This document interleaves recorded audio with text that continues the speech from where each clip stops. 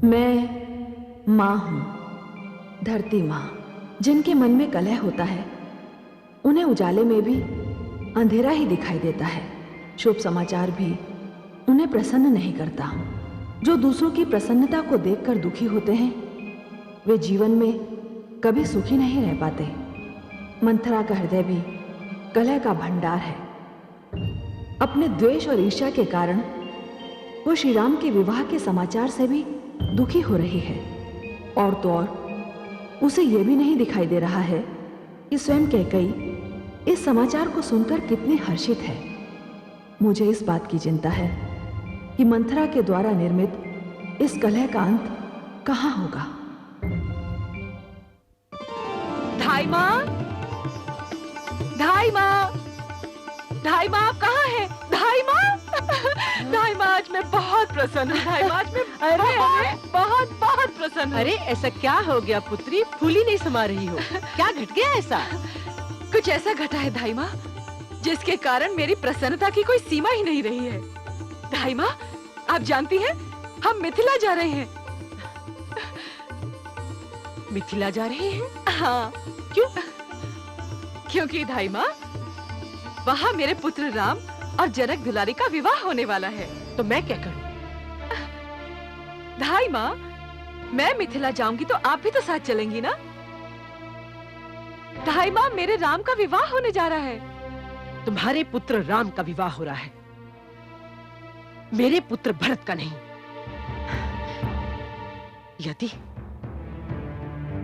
यदि मेरे भरत का विवाह होता तो मैं नाचती गाती हुई जाती। राम के विवाह से मेरा क्या लेना देना? धाई माँ, क्योंकि आज मैं बहुत प्रसन्न हूँ इसलिए आपकी अशिष्टता को क्षमा कर रही हूँ। आप नहीं जाना चाहती है तो मत जाइए, मैं अवश्य जाऊंगी। आपके भाग्य में तो राम का विवाह देखना ही नहीं लिखा है, तो मैं क्या कर सकती हूँ?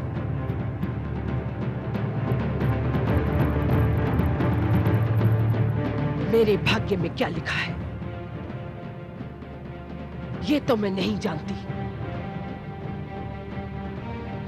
किंतु तेरे भाग्य में क्या लिखा है ये मैं भली भांति जानती हूं। राम विवाह का परिणाम तो तू देखेगी।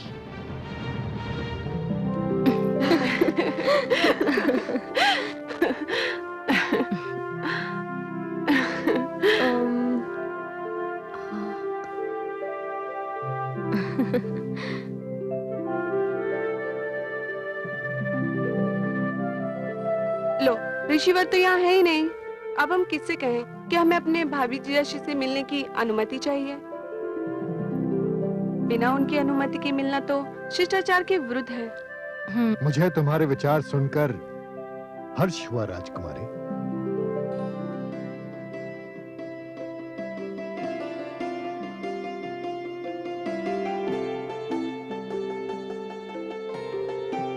आयुष्मती रहा। किंतु तुम राम से क्यों मिलना चाहती हो? हम उन्हें अपनी बहन के विषय में बताना चाहते हैं गुरुदेव। राजकुमारी सीता के विषय में? जी ऋषिवर, हमारी बहन बहुत उदार स्वभाव की है। दीदी से बिछड़ने का समय निकट आ रहा है। हम श्री राम से मिलकर उनसे दीदी के विषय में बात करना चाह रही थी। दीदी स्वयं अपने विषय में किसी को कुछ नहीं बताती। तब तो तुम्हारी दीदी को भाग्य एक आदर्श पति प्रदान करने जा रहा है, क्योंकि राम में एक विशेष गुण है, वो बिना कहे ही सबके मन की बात जान लेता है। परंतु एक बात हम आपसे भी जानना चाहते हैं गुरुदेव। अवश्य। कन्या ही को अपना परिवार क्यों छोड़ना पड़ता है? इसलिए कि कन्या अपने साथ एक वंश लेकर जाती है, पति पक्ष को वंश प्रदान करती है, एक नव संसार बसाती है कन्या।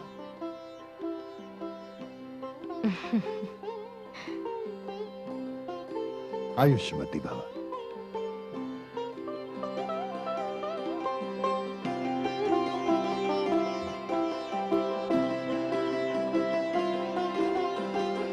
जनक की सारी पुत्रियां रूप, गुण, शील में श्रेष्ठ हैं।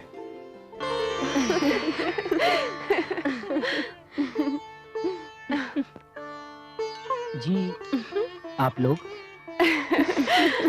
हम उनसे भेंट करने आए हैं जिन्होंने कुछ तोड़कर कुछ जोड़ लिया है। आपकी बात मेरी समझ में नहीं आई राजकुमारी। आश्चर्य है, इतनी साधारण सी बात आपकी समझ में नहीं आई राजकुमार। आपके भ्राताश्री ने शिव धनुष तोड़कर हमारी दीदी से नाता जोड़ लिया है। हम उन्हीं के दर्शन के लिए आई हैं। तब तो आप लोगों को रोकने का मेरा कोई अधिकार ही नहीं है। आप लोग भीतर जा सकते हैं। जाइए।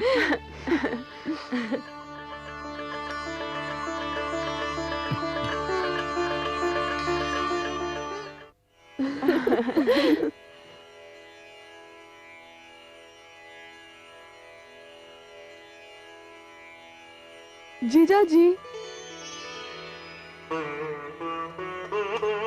प्रणाम जीजा जी। प्रणाम, स्वागत है आपका। हम मिथिलेश की पुत्रियां हैं, दीदी जानकी की बहनें। मैं उर्मिला, ये मानवी और यह श्रुति कीर्ति। प्रसन्नता हुई आपसे मिलकर। यहाँ आने का कष्ट कैसे किया? सुना है आपके पास सबके प्रश्नों का और हर प्रश्न का उत्तर है। स्वयं पूछ कर देख लीजिए, ज्ञात हो जाएगा। हम ये जानना चाहती हैं कि आपकी दृष्टि में पत्नी क्या है? पत्नी? पत्नी पुरुष की पूर्णता का चिन्ह है। वो उसका आधा अंग है और इसीलिए उसे अर्धांगिनी भी कहा जाता है। जब तक ये आधा अंग पुरुष को प्राप्त नहीं होता, वो अधूरा ही होता है। सचमुच राजकुमार, आपके पास हर प्रश्न का उत्तर है। आपसे प्रश्न करने वाला कभी निराश नहीं होगा।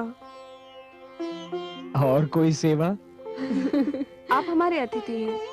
आपकी सेवा करना हमारा धर्म है। बस हमें यही पूछना था। अब हमें आज्ञा दीजिए। आपने मुझसे तो पूछ लिया कि मेरी दृष्टि में पत्नी क्या है। अब तनिक अपनी दीदी से भी तो पूछकर हमें बताइए कि उनकी दृष्टि में पति और पुरुष क्या है। हम अभी उनके पास जाकर पूछती हैं। उनका उत्तर हमें अवश्य बताइएगा। जी।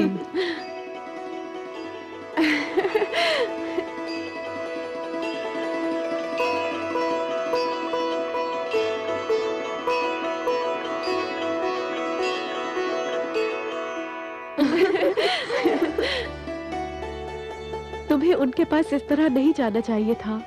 क्यों? हमारा उनका जीजा साली का मधुर संबंध है। हाँ, और इसी बहाने हमें ये भी पता चल गया कि श्री राम के हमारे दीदी के विषय में क्या विचार है। क्या विचार है? श्री राम के विचार है कि पत्नी पति को संपूर्ण करती है। वे स्वयं भी अपने आप को अभी तक अधूरा समझते हैं। आपको पाकर वह भी संपूर्ण हो जाएंगे। जीजा जी ये जानना चाहते हैं कि आपकी दृष्टि में पति का क्या स्थान है? पति स्त्री के बिना अधूरा है, किंतु नारी, उसका तो पुरुष के बिना कोई अस्तित्व ही नहीं है। नारी लता समान होती है और पुरुष एक वृक्ष समान। लता वृक्ष के सहारे के बिना कैसे रह सकती है? पुरुष वृक्ष बनकर नारी को सहारा प्रदान करता है और नारी वो लता बनकर पुरुष को शीतलता प्रदान करती है।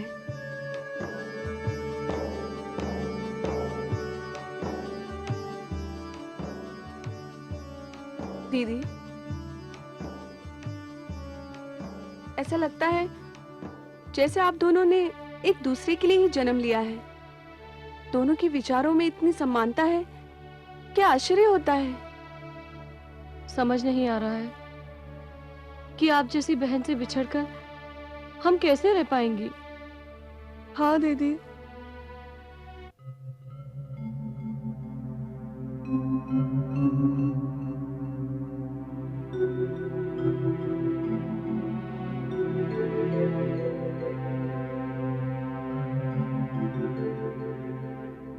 राजन,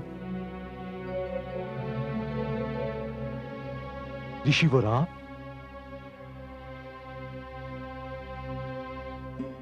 आयुष्मान भव। मुझे आदेश दिया होता ऋषि श्रेष्ठ। याचक बनकर आया हूं मिथिलेश। याचक? आज्ञा दीजिए ऋषिवर। यदि मैं आपके किसी काम आ सकूं तो धन्य हो जाऊंगा। राजन, मैं ये जानना चाहता हूं कि राजकुमारी सीता की भांति आपने अपनी शेष राजकुमारियों के लिए कोई संकल्प तो नहीं कर रखा? किंतु क्यों ऋषिवर? यदि नहीं किया है तो सुनिए। मेरे शिष्य राम की 3 परछाइयां हैं। अयोध्या नरेश के शेष 3 पुत्र लक्ष्मण, भरत और शत्रुघ्न राम की परछाइयों के समान है। मैंने आपकी शेष 3 राजकुमारियों को देखा है। वो सब गुणवंती, सुंदर और सुशील हैं। यदि आपकी अनुमति हो तो मैं महाराज दशरथ को लक्ष्मण के लिए उर्मिला, भरत के लिए मांडवी और शत्रुघ्न के लिए श्रुति कीर्ति का हाथ मांगने का परामर्श दूं? आपने एक वाक्य से मेरे जीवन की सारी चिंताओं को हर लिया। ऋषि श्रेष्ठ, विश्वास करें, सीता के स्वयंवर ने मुझे जीवन की सबसे महान प्रसन्नता प्रदान की। किंतु उसी के साथ मैं चिंतित भी था। चिंतित इसलिए था कि मेरी सीता को योग्य वर ही नहीं, सर्वश्रेष्ठ वर मिल गया। किंतु मेरी शेष राजकुमारियों को योग्य वर मिल सकेंगे?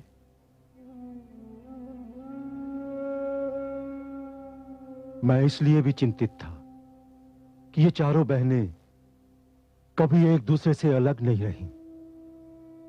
सीता के चले जाने के उपरांत क्या ये अकेली रह पाएंगी? यदि अयोध्या नरेश ने आपका ये परामर्श स्वीकार कर लिया तो मैं पूर्णतः चिंता मुक्त हो जाऊंगा। महाराज की जय हो। महाराज, बारात आ चुकी है। अति उत्तम।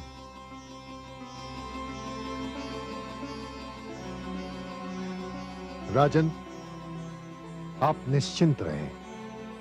मुझे विश्वास है कि महाराज दशरथ मेरे परामर्श को अनदेखी नहीं करेंगे। आप बारात का स्वागत कीजिए। मैं राम और लक्ष्मण को सूचना देता हूं। धन्यवाद ऋषिवर। यशस्वी भव। धन्यवाद।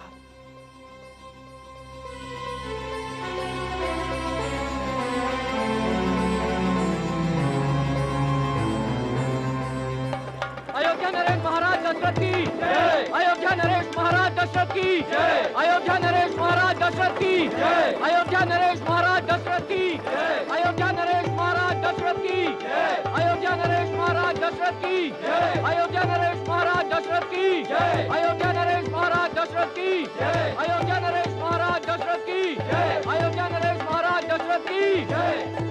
ऋषिवर, आज आपने यहां पधार कर पूरे संसार में जनकपुरी के मान में वृद्धि कर दी। यशस्वी भव, आयुष्मान भव। महाराज,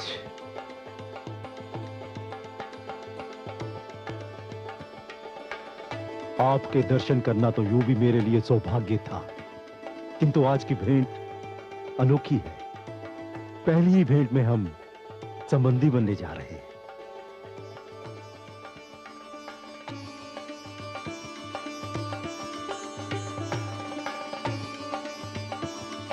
राजन, राम और लक्ष्मण से तो आप मिल ही चुके हैं।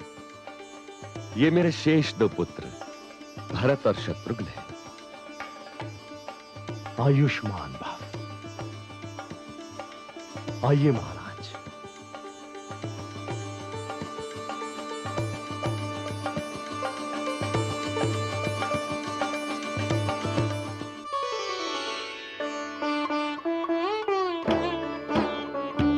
यशस्वी भव।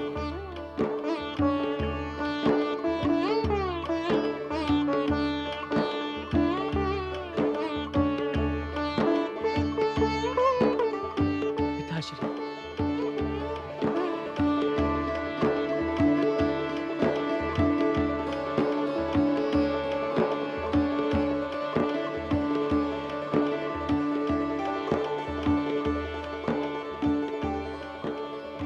आयुष्मान भव। आपका धन्यवाद मैं किन शब्दों में प्रकट करूं। आपने मेरे पुत्रों के साथ पुत्रवधू भी मुझे दी। राजन, मैं आपको एक पुत्र वधू नहीं 4 पुत्र वधुएं दे रहा हूं। आपकी अनुमति के बिना मैंने मिथिलेश से आपके शेष 3 राजकुमारों के लिए उनकी 3 राजकुमारियां मांग ली हैं। आप उन्हें स्वीकार करेंगे? आप गुरु हैं। आपका अधिकार मुझसे बहुत अधिक है ब्रह्मर्षि। आपको मुझसे अनुमति लेने की क्या आवश्यकता है? आपने तो मुझे हर्ष के सागर में डुबो दिया है ब्रह्मर्षि। ये मेरा सौभाग्य है कि मैं एक पुत्रवधू लेने आया था और 4 पुत्रवधुएं लेकर जा रहा हूं ब्रह्मर्षि। महारानियां सुनेंगी तो उनके हर्ष का ठिकाना नहीं रहेगा। ऋषिवर, आपका बहुत बहुत धन्यवाद, बहुत बहुत धन्यवाद। तो फिर आप एक नहीं 4 विवाहों की व्यवस्था कीजिए।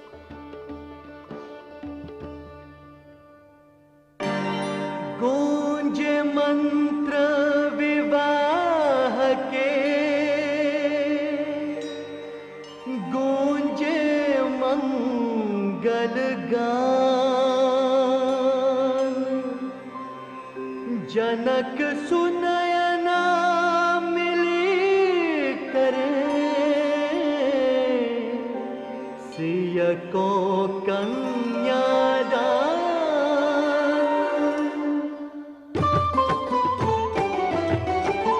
भावर डारत राम अरु सीता, धन धन कहत समाज पुनीता।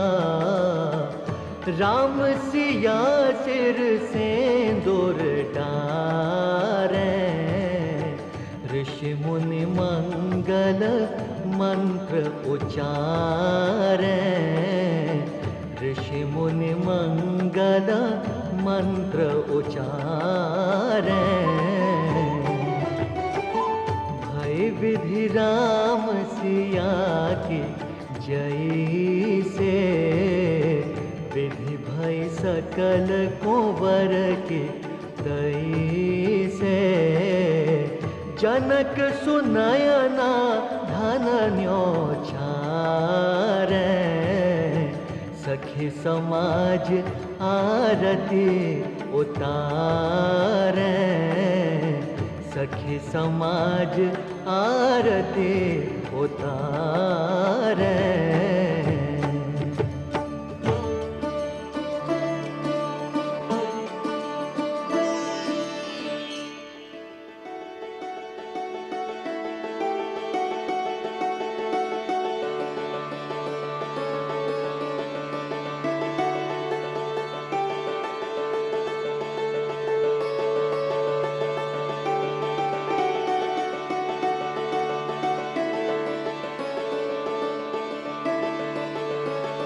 महाराज, अज्ञानता में मेरी पुत्रियों से कोई भूल हो जाए तो उन्हें क्षमा कर दीजिएगा। राजन, मैं जनकपुर से 4 पुत्र वधुएं नहीं 4 पुत्रियां लेकर जा रहा हूं। बाबुल का घर छोड़ कर चल पिया के देश, सबकी है शुभ कामना, मंगल करे गणेश।